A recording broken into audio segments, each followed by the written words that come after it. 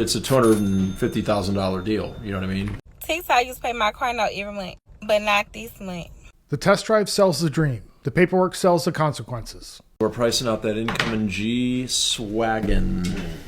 Well, Don, thank you for custom building it. I know you didn't want to do it, but... Well, it's just that you can't, you know how it is, isn't it? Yeah, the best thing to do is pick all the right options, and then I go in and I fix the price, as opposed to finagling it to try to match it up to the exact price. All right, so we're about $18,000 upside down. What's he doing for a down payment? I put 20 in there. Probably going to need more than that. Probably. Unless he's just got aces for credit, but that basically would be like buying this for MSRP. You know what I mean? It's a $250,000 deal. You know what I mean? The trade-in is already buried. The down payment barely gets him back to zero. And somehow the reward for surviving that math is a $250,000 G-Wagon. He's not escaping the bad decision. He's asking for the deluxe package. These banks, their parameters are just different up there. No matter how many times I say that, people continue to fight me on it. And then would he be coming here? We got to build him shipping. We said leave shipping out of it for now, so he's in Virginia. All right, it's not bad. Yeah, you know, cool $5,000 payment for 60 months and $25K down. Or you could put $100,000 down and have a $3,500 payment. How's that sound? Right. You know, a day in the life at Mercedes Benz. That's more than my mortgage. Yes, it is. Sure is. Or how about you just go buy a $3,000 Toyota beater? $25,000 down, and the payment still comes to around $5,000 a month. That's more than most people's mortgage. Only with a house, the roof usually comes with equity. This comes with depreciation and Bluetooth.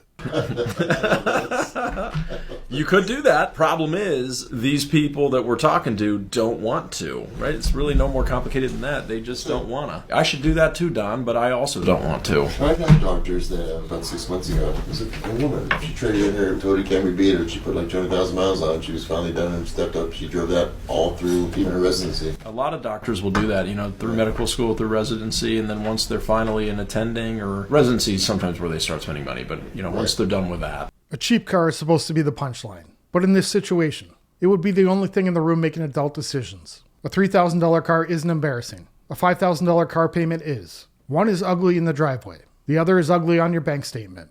He has a smart card. He was offered 6,188 for it. He wants more than that. It's in Kelley Blue Book? Yes. But he kind of tried to argue with me and tell me that's not what they offered. They offered about 8. He's like, I took a screenshot. I was like, okay, can you send it? He's like, well, we didn't have it. He was 14 on the smart card. He was 14? Yeah. I don't know much about smart cars, but that sounds like a lot. Exactly. This might be the first smart car in history that's larger on paper than it is in real life. The vehicle is tiny, the negative equity is not. That's impressive. Usually the bad decisions need at least a full-size SUV to hide in.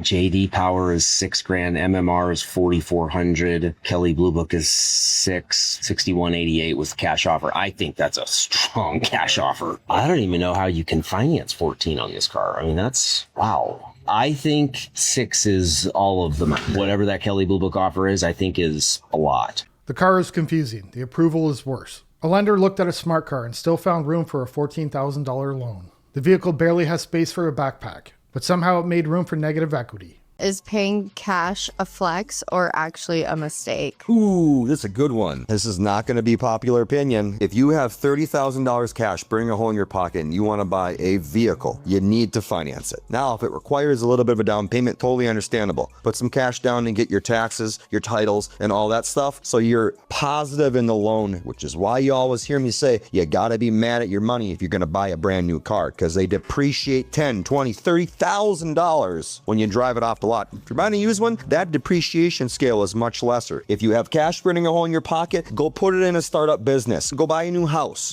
Put it in something that appreciates. Depreciating asset, always finance the vehicle. Paying cash is now the bad idea, because apparently the smart move is taking money you already have and adding a bank, interest, and paperwork. That's not a financial strategy. That's turning a paid-off car into a revenue stream for someone else. He's a 700. He's a ghost. Has 2 credit cards, like $1,000 each. 2,000 down, you said? Mm-hmm. Definitely a deal for sure with that score. He might not like the rate just because he's a ghost. Has no credit history, first-time buyer. But definitely a deal for sure. Let's get this one wrapped up. It's either this or no car, right? He's taking whatever car I put him in. Let's go. This guy better do something for me. First-time buyer, and I got him an 8.34. That's new car rate on an 800 with history score. He better get his in here right now. Okay, I mean, give him a call. He's a credit ghost, but 5 seconds later, 8.34% is apparently an 800 score rate. That's convenient. 1 minute he's invisible. The next minute he's Casper with a car loan. I used to pay my car note every month, but not this month. And that's why I'm glad I clock into my 9 to 5 every day. Social media money is not consistent. But let's get to the story. So normally I would have $538 on my PayPal account on the 15th every month. But this month I only had about $145. And baby, when I tell y'all I had to rob Peter to PayPal to pay my car note. So my car note is due tomorrow. I took $300 off daily pay and I deposited into my bank account and it hit this morning. And I took $250 off Cash App after pay. So I thought I was going to be able to take everything off my Cash App card to pay my car note today. She calls it robbing Peter to pay Paul, which sounds great until Peter starts charging fees and interest. Paul gets his car payment, the app gets its cut, and even after the payment clears, nothing is really paid because the money came from the next debt. But I couldn't do it. Then I tried to take money from my Cash App and add it to my PayPal. It wouldn't let me either. I could have just transferred the money over, but I said I'm not finna pay an extra $10 for that. So then we at Walmart. I'm finna get this money off my card and go take it to my bank. So we at Walmart. Let's go ahead and get this money. And if y'all ever needed to take some money off your Cash App card, go in Walmart and get the 50-cent bag of chips. You can get up to $100 each transaction. I got my money. This is what I meant to tell y'all too. I paid my car note this morning with nothing in my bank account. Pay y'all car notes with an ACH payment and make sure y'all have that money in y'all account within 1 to 2 days. Borrowing isn't the solution here. Borrowing is the reason she's stuck. If the car payment needs another loan to survive, the payment is already too high. You're not fixing the problem, you're feeding it. I love when people say leasing is like renting a car, but imagine if you rented a car for 3 months and it was a $25,000 car. When you gave the car back to the rental company, you would still owe $25,000 if you wanted to buy that car. When you lease a Toyota and it's a $25,000 car, at the end of the 3 years, you don't owe 25 grand. You owe about half of the balance. So all of your payments are going towards owning the vehicle. If you were renting the car, we would still charge you the full price of the car once you were done with the lease. So it is completely different. It's a lease to own program, and it's one of the best ways to get a new car and have an affordable payment. Leasing is a lot like renting. You make the payment, you follow someone else's rules, and when the term is over, you hand back the keys. That sounds pretty familiar to me. I had to repo my second car today. So I had a customer, right, that we sold the truck to, and we ended up signing the paperwork, doing the deal, right? Bank calls. He'd been on a job 10 months. He's a union worker. Bank calls, hey, his most recent assignment, he's only been on for a month. This deal's no good. So I fight with the bank. I'm like, he's still a union worker. He's been on the job for 10 months. I know his assignment right now is 1 month, but they move around. That's what they do. They didn't want to hear any of that. They're like, yeah, you got to buy this deal back. Okay, so we buy the deal back, bring it back in. His job assignment was only 1 month. The bank saw the problem right away. The dealer saw it too and kept selling. That's the difference. One side was worried about getting paid. The other side was worried about getting the deal done. We have one way to go. We have one way to go. And I told this guy, I said, look, this is the only way that I have to go. Here's the deal. You have to make your first payment on time. No ifs, ands, or buts. You have to make your first payment on time. Well, guess what? 45 days later, I get a call from a bank. Hey, this deal's no good. This guy didn't make his first payment. So I call the customer. I said, hey, you got to bring this back in. We got to see if we can get this hung another way, because that ain't no good.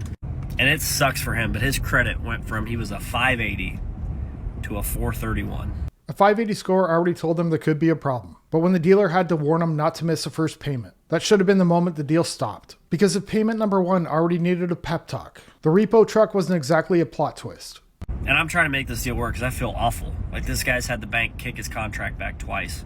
One of them, arguably my fault for union worker and employment.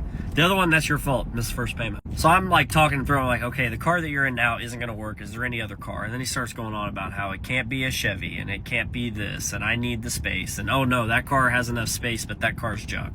Like, brother, you don't have options anymore. We are out of options. When you burn a bank for a first payment and your credit score drops 120 points. The first deal already ended badly, and somehow the solution is another car. Same buyer, same warning signs, different set of keys. Because apparently the lesson wasn't stop. It was try again with a new VIN. That's it for this one. Thanks for watching. See you in the next one. Bye.